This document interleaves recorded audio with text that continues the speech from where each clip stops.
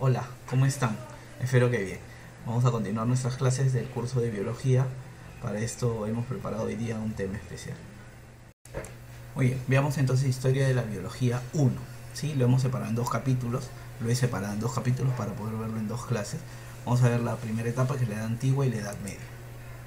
Para poder entender esto hay que saber cuáles son las etapas de la historia. Las etapas de la historia son 5.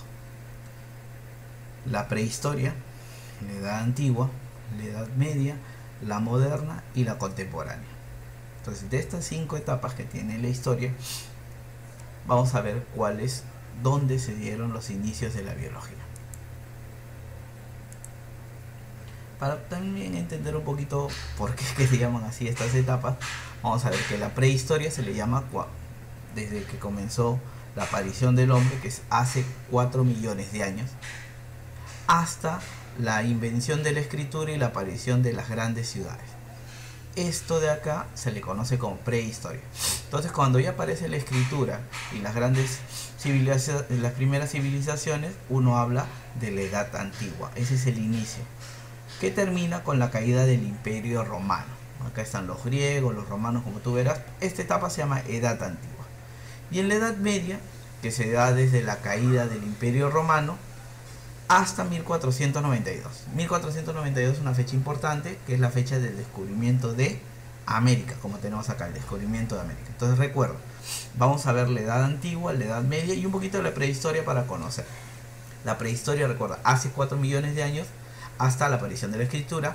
La edad antigua, desde la aparición de la escritura hasta la caída del Imperio Romano. Y la edad media, desde la caída del Imperio Romano hasta el descubrimiento de América. Esas son las etapas de la historia. Vamos a ver primero en la prehistoria. En la prehistoria hay que recordar que el hombre trataba de luchar por su supervivencia, trataba de ver qué va a comer, de qué va a alimentarse y poco a poco ir enfrentando este ambiente que lo rodeaba. Entonces el hombre, que realizaba la práctica de la caza y realizaba la pesca para alimentarse. ¿Y esto que le permitió? Entre cazar y pescar, diferenciar qué animales podían ser usos o qué parte también de los animales eran usados para comer y cuáles podían ser utilizados para vestir, para vestimenta, porque ya el hombre poco a poco empieza a utilizar lo que es la vestimenta. Entonces, en la prehistoria lo primero que sucede es la lucha por sobrevivir, una lucha por la supervivencia. Y el hombre, ¿qué hace? Practicaba la caza y la pesca, le permite diferenciar qué cosas, si los animales eran para comer o eran para vestirse. También tenemos que el hombre ya se da cuenta que esos animales que son para comer sería más fácil que los tenga cerca, entonces los empieza a domesticar. Como en algunas pinturas rupestres se le ve, empieza la domesticación, acá está haciendo cacería para luego domesticar, llevar a los animales cerca a su casa, y empieza la experiencia de la germinación, del sembrado de plantas. Algunos se vuelven agricultores y entonces empiezan a darse cuenta que plantas y qué parte de las plantas son útiles. Luego, el hombre, todos estos conocimientos que habían sido adquiridos en la práctica, día a día, de saber qué animal como, qué animal utilizo para vestirme y qué plantas puedo comer y todo esto, tiene que ser transmitido de generación en generación. Hay dos formas. La primera es por experiencia diaria, de que diariamente uno llevaba a sus hijos a la horda con la que vivía, entre todos ellos compartían, ya sabían qué animales se iban a cazar, qué se iba a comer. Pero lo otro es ya dejando señales gráficas, como son las pinturas rupestres que también hemos visto hace un rato, donde muestran cómo es que ellos vivían, cómo es que cazaban, qué plantas cultivaban. Entonces era una forma de transmitir esto a otra generación. Entonces en la prehistoria se ha marcado porque el hombre lucha por su supervivencia y empieza a darse cuenta de manera práctica, de manera diaria, qué cosa iba a comer. Entonces empieza a cazar, empieza a pescar, empieza a sembrar, y luego se da cuenta qué cosa es comestible y qué cosa le sirve para vestimenta, para hacer casa y todo. Entonces eso es lo primero que sucede en la prehistoria. Luego tenemos ya la edad antigua, que como te decía, la edad antigua empieza desde que el hombre empieza a escribir hasta la caída del Imperio Romano. Eso es lo que vamos a ver, más o menos. Pero nosotros, como decíamos, la edad antigua empieza desde la escritura y la aparición de las primeras civilizaciones. Civilizaciones como los egipcios, los mayas, los aztecas, que es acá en México, los incas acá en el Perú, babilónicos, asirios, sumerios, chinos, griegos, romanos. Bueno, los que más resaltaron en todo esto con respecto al cambio de la biología fueron los griegos, que luego le transmitieron toda esta información a los romanos y luego lo expandieron por todo el mundo, ¿no? Entonces se dice que los romanos adaptan el saber griego y lo expanden por el mundo. En India y en China se saca provecho igual de plantas, animales, se interesa por el conocimiento de las plantas y animales el hombre para saber cómo vivir, pues, ¿no? Entonces se utilizan las especies, se hacen los sembríos de arroz, ahí podemos ver, ¿no? Pero en la edad antigua, antes de llegar a los griegos, había otra civilización que también fue importante, los egipcios, que realizaban el embalsamiento de cadáveres. Este embalsamiento de cadáveres que le permitió al hombre conocer la anatomía. ¿Por qué? Porque cuando uno embalsama al cadáver para luego volverlo momia, como hemos visto en las películas de momia, lo que hacen es abrir el cuerpo, sacar los órganos, retirar los órganos y luego le empiezan a embalsamar. Se echan unas cremas, una sustancia. Mira, todo está separado, ya sabiendo que al cortar iba a haber caída de sangre, hay vasijas para esto, recipientes para recibir los órganos, ponerlos, luego embalsamarlo y meterlo en un sarcófago. Este es el caso de un faraón, pues, ¿no? Entonces, de esta manera los egipcios conocían algo de anatomía. Pero el que más resaltó, como te decía hace un rato, fue Grecia, que representó la cuna del saber. Y acá sobresalen quienes. Primero, Aristóteles. Aristóteles para la biología es importantísimo porque él es considerado el padre de la biología antigua. También se le considera padre de la zoología. ¿Qué es zoología? El estudio de los animales. Muy bien. La biología antigua y de la zoología antigua. El padre de la zoología también solo se le puede decir. Entonces, ¿por qué se le considera padre de la zoología? Porque él realiza la primera clasificación, tanto de animales y de plantas. Los separa. Y él a los animalitos los separa en enaima, animales con sangre, y anaima, animales sin sangre, que es una denominación. También él establece la teoría de la generación espontánea. Él decía que los seres vivos nos originamos espontáneamente. De pronto, al unirse las situaciones de la naturaleza, el aire, el agua, la tierra, la luz, generaba que salgan nuevos seres vivos. Él creía que la generación era espontánea. Entonces, pero él también realiza la división del reino animal en 9 grupos. Se dedicó bastante a hacer clasificación de animales. Recordemos que esto es muy antiguo, estamos hablando de la edad antigua, ¿no? Luego tenemos a Hipócrates. Hipócrates es considerado el padre y el máximo representante de la medicina. Él es el padre de la medicina. Él, en su obra Corpus Hippocraticum, muestra cómo es que se desarrolla esto. Por eso que se hace lo del juramento hipocrático en el caso de los médicos para cumplir sus labores, ¿no? Él propuso la teoría de los 4 humores: la sangre, la bilis negra, la bilis amarilla y la flema, que es la verde. Y él propone que cuando hay un equilibrio entre estos 4, un yin yang, entre estos 4, un equilibrio, va a haber salud. Y si hay un desequilibrio, hay más de uno que de otro, se va a provocar lo que son las enfermedades. También tenemos a nuestro amigo Teofrasto, que es el padre de la botánica, que es el estudio de las plantas. Él, en su libro Historia de las plantas y Systema Naturae, va a plantear sus estudios sobre las plantas. En Historia de las plantas las clasifica pues en árboles, arbustos, subarbustos, hierbas. Entonces él las va a clasificar a las plantas. Y en Systema Naturae, ¿qué va a hacer? Indica sus propiedades médicas de que se fueron utilizadas.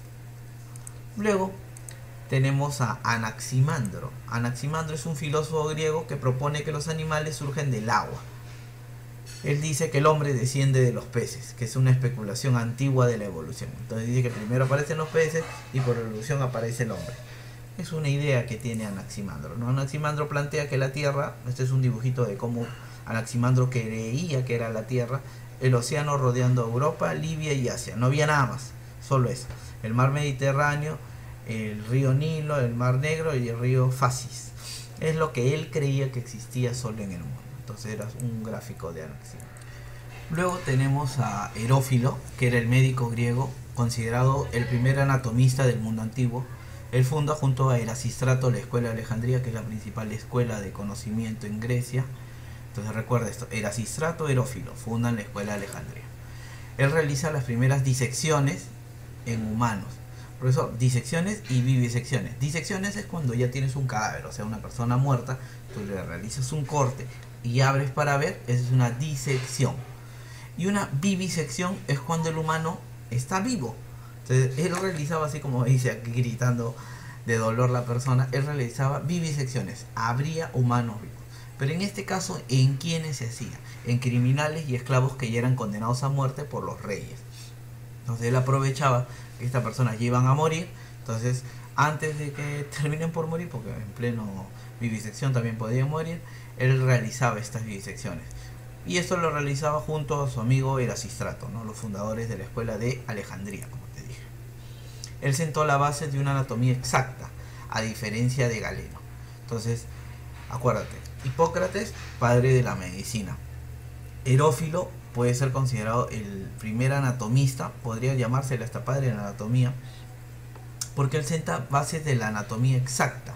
Luego vamos a conocer algunos otros casos, pero él sienta las bases de la anatomía exacta, a diferencia de Galeno. Vas a acordarte de Galeno, ¿ya? ¿Por qué? Porque dentro de un ratito te voy a explicar por qué hay una diferencia con Galeno. Entonces, si hablamos de Herófilo, ahora hay que hablar de Erasistrato, que era un médico anatomista y experimentador griego. Él es fundador de la fisiología experimental con animales en el mundo antiguo, o sea, el estudio del funcionamiento de los sistemas de los animales. Pero él también se le conoce, si tú pones Erasistrato, te va a salir esta imagen de acá, porque él es el fundador de la escuela de Alejandría, que junto con Herófilo. Pero ¿por qué aparece esta imagen? Porque él es el precursor de la neurofisiología y neurología del mundo antiguo. ¿Qué pasaba? Él se dio cuenta que el cuerpo responde a sensaciones nerviosas. Entonces, ¿por qué? Este rey tenía mucha tristeza porque su hijo estaba echado en cama y estaba mal y no sabía por qué estaba mal. Entonces, la preocupación de él era: ¿por qué mi hijo está mal? Lo llama a Erasistrato para que lo vea, y Erasistrato se da cuenta de algo, que en la habitación había la presencia de una señorita, y que con su hijo, al presenciar a la señorita, se aumentaba su temperatura por enrojecimiento, sonrojamiento, vergüenza, digamos así, y sus latidos del corazón aumentaban. ¿Y era por qué? Porque la señorita a él le gustaba. Entonces Erasistrato se dio cuenta que el hijo del rey simplemente estaba enamorado. Entonces el rey, todito avergonzado y tragotita avergonzado, y los hijos con sus ojos de amor por la señorita, y esto mostraba el cuerpo. Entonces, como Erasistrato se dio cuenta que las sensaciones nerviosas que nosotros tenemos, ya que nos llama la atención algo, nos genera enrojecimiento, latido del corazón por los nerviosismos, por funciones hormonales, se muestran al exterior. Entonces, por eso él le considera el precursor de la neurofisiología y neurología del mundo antiguo. Él realizó, igual que su amigo Herófilo, disecciones y vivisecciones en humanos. Ya hemos hablado acá de lo que es Herófilo y su amigo Erasistrato. Ahora vamos a ver a Arcagato, médico griego considerado el primero en ejercer medicina en Roma. Él es el primero en ejercer la medicina en Roma. Pero ¿cuál es el problemita? Que él lo llamaban el carnicero, por su cruel forma de curar. ¿Ves? Ahí tú lo puedes ver a la persona, él está que corta, está con su bisturí cortando, una forma de llamarlo el carnicero. Arcanato, ¿no? Arcanato. Luego tenemos a Galeno. Todo lo que hemos visto hasta acá, antes de esto, eran en Grecia. Ahora, Galeno es romano. Acaba de ver algunas particularidades. Galeno es romano, es considerado el máximo representante de la medicina después de Hipócrates. O sea, está Hipócrates y luego está Galeno. Por eso que los médicos también le dicen galenos, es un sinónimo. ¿Sí? El juramento hipocrático por Hipócrates, padre de la medicina, y luego viene Galeno. Pero acá vamos a ver, él realizó disecciones y vivisecciones en animales, como son el mono y el cerdo. El mono y el cerdo son mamíferos y el humano es mamífero. Supuestamente ambos, al ser mamíferos, estos tres animales, el mono, el cerdo y el humano, porque los humanos también somos animales, él creyó que teníamos lo mismo. Entonces él realizó una anatomía establecida con ideas cerradas, porque él no había abierto ningún humano. Entonces lo había hecho como mono y cerdo. A pesar de que somos mamíferos, es inexacto, no somos idénticos, porque no tenemos la misma alimentación, la misma rutina alimenticia. Indica que algunos órganos tengan mayor desarrollo, otros menor desarrollo y la disposición en el cuerpo. Entonces ahí cometió un error, ideas erradas. Estudió los riñones y la médula espinal, propuso que las arterias circula sangre y no aire, como creían Herófilo y Erasístrato. Ahí lo puedes ver rojito, entonces circulaba sangre y no aire, como capaz se equivocaron Herófilo y Erasístrato.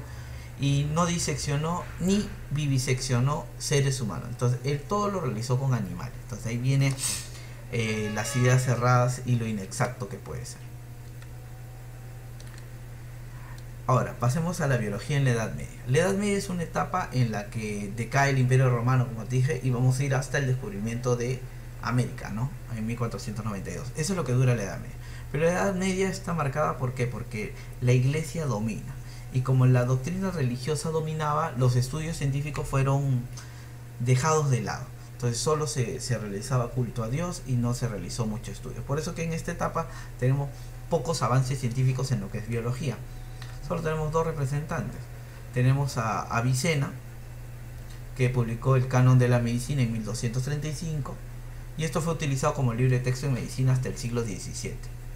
Sí, ahí lo puedes tener, el Canon de Medicina. Y una imagen de Avicena. Y como la iglesia era la que realizaba los estudios, porque estaba casi todo prohibido, San Alberto Magno, un sacerdote, fue profesor de Santo Tomás de Aquino y realizó clasificación de plantas según frutos y hojas. Describió una obra sobre animales en 26 tomos. Descubrió la función de las antenas de las hormigas para comunicarse, la forma de tejer de las arañas, la necesidad de incubación de los huevos de las águilas. Entonces él realizó diversos estudios. Santo Tomás de Aquino fue su profesor. No, fue su alumno Santo Tomás de Aquino, ¿sí? Está diciéndolo mal. Ahora vamos a repasar algunas preguntitas a ver qué tal estamos. A ver, primero, ¿quién fue el filósofo griego considerado el padre de la biología antigua? A ver, ¿sí? ¿Quién? Muy bien, Aristóteles. Aristóteles es el padre. Acuérdate, padre de la biología antigua y padre de la zoología. ¿Quién fue el romano considerado el máximo representante de la medicina después de Hipócrates, que realizó disecciones y vivisecciones en animales, estableciendo equivocadamente semejanzas con la anatomía humana? Que se equivocó, acuérdate. ¿Quién era? Nuestro amigo, recuérdate, los médicos Hipócrates, el juramento hipocrático, pero también se le llama Galeno. Muy bien, Galenos, hay que recordar Galeno. Otra pregunta más para desarrollar. ¿Cuál es la época oscura de la historia de la humanidad, en especial en Europa Occidental, donde la biología y la medicina no tuvo grandes adelantos, debido a la influencia del catolicismo, y donde los naturalistas se limitaron a copiar a los escritores y dibujos dejados por los antiguos griegos y romanos? Entonces, este te está hablando de una etapa donde no hubo avance, y justo lo acabamos de hacer, la Edad Media. Muy bien. Ahora, los médicos griegos considerados los fundadores de la escuela de Alejandría, ya te lo había dicho, son dos, ¿sí? ¿Quiénes eran? Herófilo y Erasístrato. Ahí está, Herófilo y Erasístrato. También tenemos quién es considerado el máximo representante de la medicina antigua y considerado el creador de la obra Corpus Hippocraticum. Ahí el nombre te lo está, Hippocraticum. Estamos hablando de nuestro amigo Hipócrates. Entonces, ahí tenemos la pregunta número 5. La 6. ¿Quién es considerado padre de la botánica? Aristóteles no, padre de la zoología. Es nuestro amigo Teofrasto, acuérdate, padre de la botánica, el estudio de las plantas. Bueno, espero que les haya gustado la clase. Les envío un abrazo grande y quédate en casa. Acuérdate, quédate en casa.